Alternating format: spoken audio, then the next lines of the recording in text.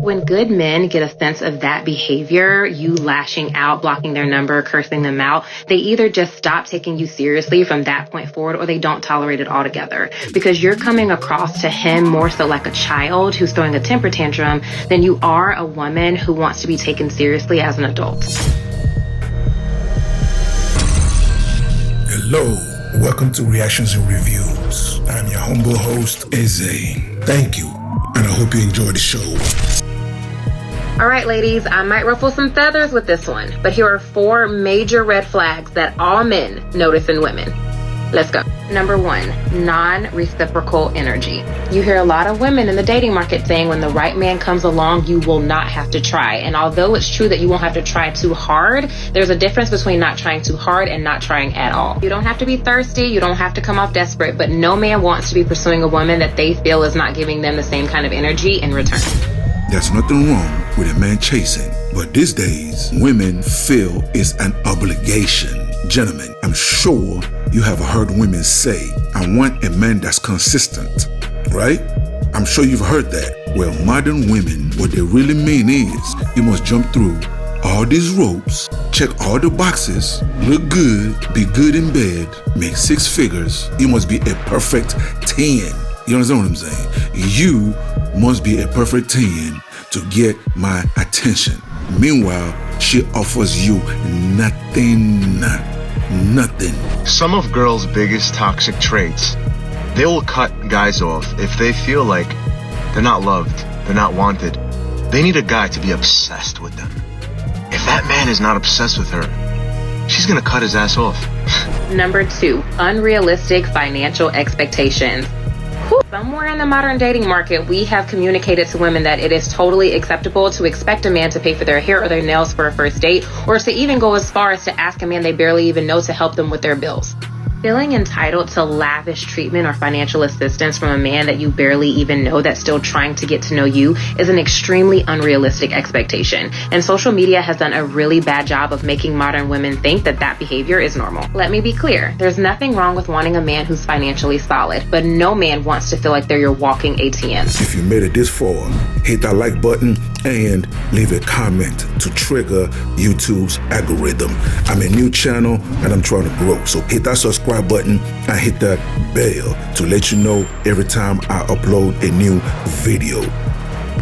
Number 3, immaturity and uncontrolled emotions. Immaturity, uncontrolled emotions, acting crazy, all of that has been rebranded recently as being toxic. And there are a lot of social media channels out there that actually glamorize being toxic and encourage women to engage in this kind of behavior. When good men get a sense of that behavior, you lashing out, blocking their number, cursing them out, they either just stop taking you seriously from that point forward, or they don't tolerate it altogether. Because you're coming across to him more so like a child who's throwing a temper tantrum than you are a woman who wants to be taken seriously as an adult. Not just social media. Television plays a major part with it as well. With all those shows like the Housewives, or the hip-hop wives shows, the basketball wives, those shows are the most degrading, disrespectful, pathetic shows ever put on television.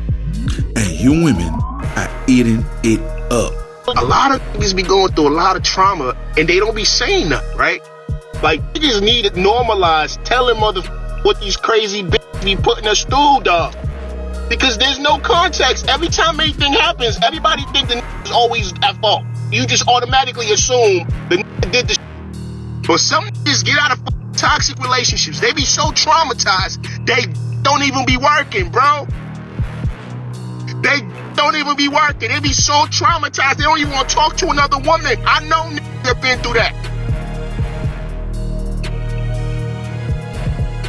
Number 4, probably the most controversial one of all, being too masculine. A lot of women will shy away from being feminine now because of the negative connotation that's associated with that in modern society. Whether you like it or not, the reality is that men like feminine women. Now, this is the part in the story where a lot of women will say, well, it takes the right man to bring out that feminine energy. Although I do think that there are some points of that are true, overall, I don't really agree with that. I think that as a woman, you either embrace your feminine energy and you walk in that, or you just haven't tapped into it. There are so many women in the modern dating market who have hardened themselves to steal because of the negative experiences that they've had with men. A masculine woman is a woman that's overly aggressive, combative, feels the need to always be in a leadership position.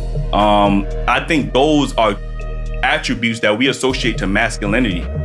And when we talk about femininity, like those are like the complete opposite. This is what attracts men to women, is the feminine energy, not the masculine energy, not the alpha energy. That does not attract men to women. It never did historically. Blocking your feminine energy is often a defense mechanism for a lot of women so that they don't get hurt in the future. But don't let the experiences of the past turn you bitter. The reality is, ladies, that there are two sides to every coin. And if we're going to talk about the bad traits of men, we also have to acknowledge and take accountability for the bad traits we have in ourselves. Most successful men in America do not want a loudmouth, argumentative, combative woman.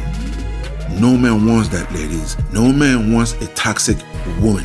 And any man that does want a toxic woman, that relationship will not last. Not at all. And for you 17% of women that watch my content, take a look of this clip of what a masculine woman is and the type of women that men run away from. That's what I want to know. I'm not done. Like, please, like I was just saying before I forget my question. You toxic. No, it's just y'all have to follow the same rules, the same way he. Hold on. But the same way this is my motherfucking I get show. it's your podcast, All right, and I hope y'all don't clip this. Look, I hope y'all don't clip this, but all I'm asking is don't talk over me. And now you're getting mad because I'm setting boundaries. I want to let you know. You're mad that I'm setting boundaries. Okay, and you're mad I'm setting boundaries. You're mad I'm setting boundaries. We invited you to our platform. At the end of the day, okay, if we talking over each other, let's try to calm that down. I just asked him politely, though. Did I tell him to shut up? No, your tone. It doesn't matter. It doesn't matter. That's my tone. And your tone is stink. Yes, and your tone is stink. You don't deserve any better right now. At the end of the day, all I did was just ask, don't talk over me because I have a question. And may God continue to bless this sister. She was right in all accounts. Anyway, guys, what do y'all think? Do you agree or do you disagree? Either way, leave a comment below so we can start this conversation. That will wrap it up for today's episode. And thank you for joining me. So please leave a comment below. If you agree, if you disagree, it doesn't matter. Leave the comment below. And also, you tell me what you want me to cover. You tell me what you want me to discuss and what you want me to react to. Okay? And that's it, ladies and gentlemen. Thank you so much for joining me. And I'll see you on the next episode. Please don't forget to subscribe. Let's rebuild the Black nuclear family. It is needed. Okay? God bless.